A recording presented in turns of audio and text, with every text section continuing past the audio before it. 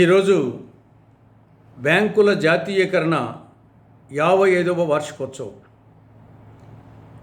భారత మాజీ ప్రధాని, భారతరత్న, ఉక్కు మహిళ స్వర్గీయ శ్రీమతి ఇందిరాగాంధీ గారు తీసుకున్న అనేక సాహసోపేత నిర్ణయాలలో బ్యాంకుల జాతీయకరణ అనేది ఒక అత్యంత సాహసోపేతమైనటువంటి నిర్ణయం.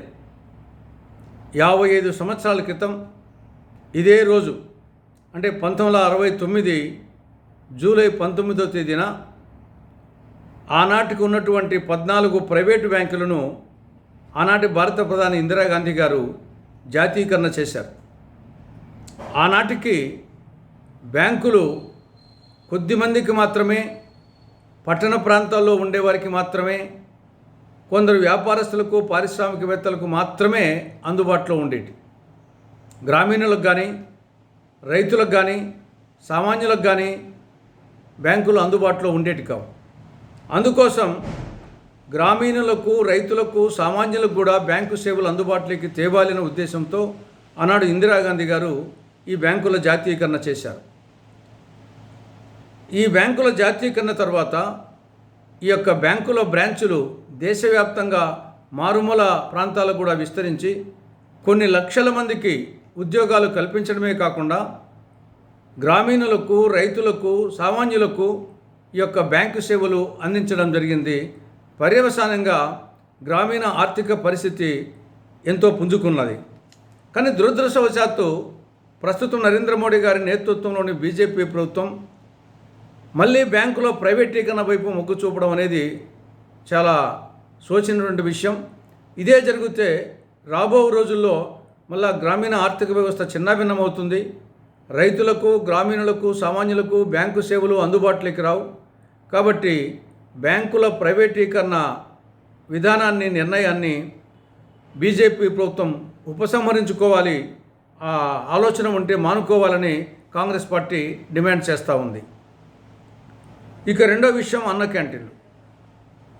ఆగస్టు 15వ తేదీ నుంచి రాష్ట్రంలో పట్టణ, నగర ప్రాంతాల్లో 203 అన్నా క్యాంటీన్లు ప్రారంభించాలని టీడీపీ కూటమి ప్రభుత్వం తీసుకున్న నిర్ణయాన్ని కాంగ్రెస్ పార్టీ హర్షిస్తోంది, స్వాగతిస్తోంది. కానీ అదే సమయంలో కేవలము పట్టణ, నగర ప్రాంతాల్లోనే కాకుండా గ్రామీణ ప్రాంతాల్లో కూడా అన్నా క్యాంటీన్లు ఏర్పాటు చేయాలని కాంగ్రెస్ పార్టీ డిమాండ్ చేస్తూ ఉంది. పేదరికము పట్టణ ప్రాంతాల్లో కంటే గ్రామీణ ప్రాంతాల్లోనే ఎక్కువ ఉంటుంది. కాబట్టి గ్రామీణ పేదల పట్ల వివక్ష చూపడం అనేది ధర్మం కాదు. కాబట్టి ఈ అన్నా క్యాంటీన్లు పట్టణ ప్రాంతాల్లోనే కాకుండా గ్రామీణ ప్రాంతాల్లో కూడా ఏర్పాటు చేయాలి. ఏ విధంగా అయితే మిడ్ డే మీల్స్, మధ్యాహ్న భోజన పథకం కేవలము పట్టణ, నగర విద్యార్థులకే కాకుండా గ్రామీణ ప్రాంతాల నుండి విద్యార్థులకు ఏ విధంగా అందిస్తున్నారో ఆ విధంగా అన్న క్యాంటీన్లు కూడా కేవలము పట్టణ పేదలకే కాకుండా గ్రామీణ పేదలకు కూడా అందుబాటులోకి తీసుకురావాలని కాంగ్రెస్ పార్టీ రాష్ట్ర ప్రభుత్వాన్ని కోరుతూ ఉంది. ఇక మూడో విషయం అరాచకం. రాష్ట్రంలో శాంతి భద్రతలు రోజురోజుకు క్షీణిస్తున్నాయి. జగన్ పాలనలో రాష్ట్రం అరాచక ఆంధ్రప్రదేశ్ అయింది. రాష్ట్రంలో పాలన ఆఫ్ఘనిస్తాన్లోని తాలిబాన్ల పాలనకు మించిపోయింది. ప్రజల ధన, మాన, ప్రాణాలకు రక్షణ లేదు. రాష్ట్రం రావణ కాష్టమైంది. పేట కౌరవుడి, పూట కౌరవుడి తయారవుతున్నాడు అనే ఉద్దేశంతోనే ప్రజలు ఆ ప్రభుత్వాన్ని వద్దనుకొని టీడీపీ కూటమి ప్రభుత్వానికి అధికారం అప్పచెప్పారు. కానీ ఈ 40 రోజుల్లో ప్రజలు ఆశించింది ఒకటి, జరుగుతున్నది ఒకటి.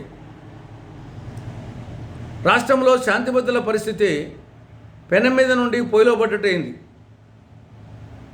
ప్రతిరోజు ప్రచార ప్రసార సాధనాలు చూస్తూ ఉంటే మహిళలపై అత్యాచారాలు, రేపులు, మానభంగాలు, హత్యలు ఇవి రోజు రోజుకు నిత్యకృత్యం అయిపోయాయి.